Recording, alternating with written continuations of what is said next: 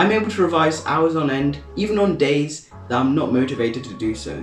And people always ask me, Udoka, you are so young, but you are so motivated. How do you do it? Do your parents force you? No. In this video, I'm going to be going over some ways that I'm motivated to revise, and hopefully these things can help you revise when you need a little bit of motivation. So my first idea is to split long-term goals into shorter, more achievable ones. This allows it so they can be achieved much quicker and give you that high rate of satisfaction.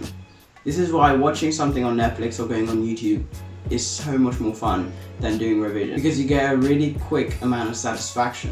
Whereas when you're studying, you may be studying for an exam that's in 2 months, 3 months, 4 months, or even a year, and you won't get that satisfaction until results day.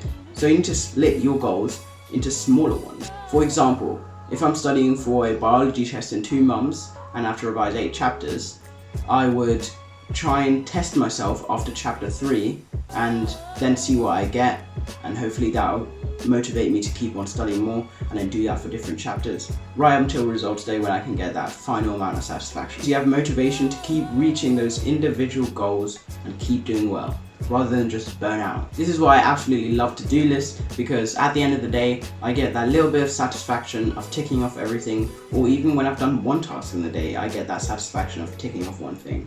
Another great way to get motivated is by tracking progress. Now, this can be done through a number of methods, but for me, I love using the retrospective revision timetable, which is a timetable that is all about looking ahead into the future, which I really want to do a video about, so stay tuned for that. This way you can look back on what you've done in the past and see that you're so close to your goal. So imagine again, you have 10 chapters of biology and you've ended up doing 6 of them. Rather than looking at it that you have 4 left to go, imagine that you've done 60% and you only have 40% left to go. So you're over halfway through. My third tip is reward. These are a great way to get motivated and it's super simple to do. In my first study with me video, you can see that I have some snack with me on the left, which includes some brioche bread with peanut butter and a banana, as well as a bit of coffee or usually a bit of water or juice. And I use that to motivate myself by then not allowing me to have that drink or eat that snack up until I've done like an hour and a half worth of work, or I've been productive for this amount of time. This way it gives you something to strive to rather than just running without a destination. Another great way of doing this is to do like snacks per chapter, which is after you've summarized maybe a page worth of notes or done a page worth of Anki flashcards, if you get me, then you will get a little bit of a snack, maybe a sweet. I've seen people do like the textbook where they have gummy bears up to every bit they've read, which is also a really great idea. You just need to find what works for you. Now, my next tip is a tidy workspace. You should really have a tidy desk. I'll throw on a video of my desk, which is really tidy, which I also want to do a video about, and everything on my desk has its place. I know where this is, I know where that is. If I need a pen, I'll just reach for it. If I need, I don't know, a drink, I'll just reach for it. If I need a textbook, I have everything underneath here. Everything is just where it needs to be to reduce that friction of having to get up and get it. I can just reach for it easily. It also removes like the struggle of getting up and stuff like that, which is why it's always good to remove your phone, because then it provides a lot of friction between having to get up from your chair and then go and get that phone.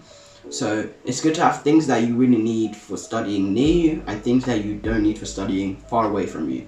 This will keep you really motivated to keep going and keep doing work. Now, my next tip is a concept I came across when watching an Ali Abdaal video. So it was by one of his friends, Paul, I don't know his last name, but it was a really cool concept called the save the day concept. And I've been really trying to use it in the last week, which is that it's never too late to do any work.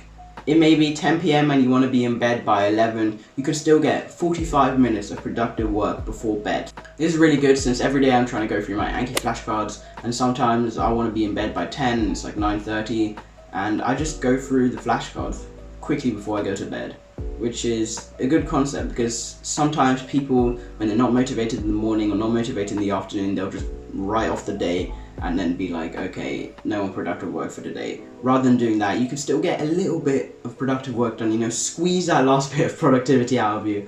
And that's always a really good motivating factor. Now my next tip is breaks. Yes, I don't really talk about this much in my how I study for 8 hours video, but breaking is always really important, and sometimes I do take breaks. Usually I do my big 2-hour break if I'm doing a big 8-hour study week, but if I'm doing a shorter study day, then I'll just do maybe 4 or 5 hours or 3 hours, and I'll take like a little 15-minute break or 10-minute break if I ever start to see that I'm losing a lot of concentration.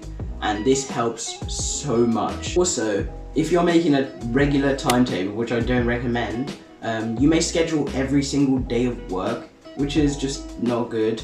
You're obviously going to take a day off and you are going to be burnt out. So rather than scheduling every single day, try and schedule a break, because then you will actually not feel too bad when you take that day off, rather than having loads of stuff planned for that day and then having to just quit all of it because you're not motivated. So sometimes breaks are the best thing. It's actually really good if you give your body time to rest. Just like with studying, the brain is kind of like a muscle. Sometimes you need to give it some rest. Moving on from that break thing is kind of what I touched upon on my last tip, but it's just get moving. And like I said, Thomas Frank goes out on a walk.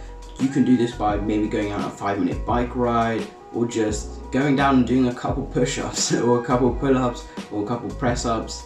There's loads of ways to get your body moving, and I'm sure everyone has different ways of doing this. Like I said, I like going on a quick walk and just kind of being with my thoughts and getting that dopamine flowing and maybe my heart rate a bit up, so when I get back I'll be more inclined to revise. Like I say in my other video, when I'm going for a walk, I do love listening to podcasts, which are just amazing. Everyone should get into podcasts. I really want to make a video about some of my favorite podcasts, because I have you guys reaching out to me saying, oh yeah, I want to get into podcasts, but I don't know where to watch it, I don't know what to watch. Well, I'll make a video about it. Another way I like to remain motivated is to kind of look into the future and look beyond this day or in 2 months or even in 6 months, but look into the future where I see what I want to be.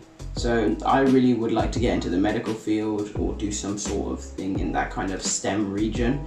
And when I do my work, I don't think, oh yeah, this is going to be for my GCSE, this is going to be for my A-level, it's going to be for me. This is going to be for when I hopefully get into that career that I want to do. So try and look past and establish why you are studying. Establish why you want to achieve this. And if you establish that, it'll make it so much more easier to revise and so much more easier to be motivated to do things. The main ideas I use to get motivated to revise or study are splitting up goals into shorter, more achievable tasks to get a high rate of satisfaction, alternate progress tracking, rewarding, having a tidy workspace, taking breaks, exercising, and finally, looking into the future.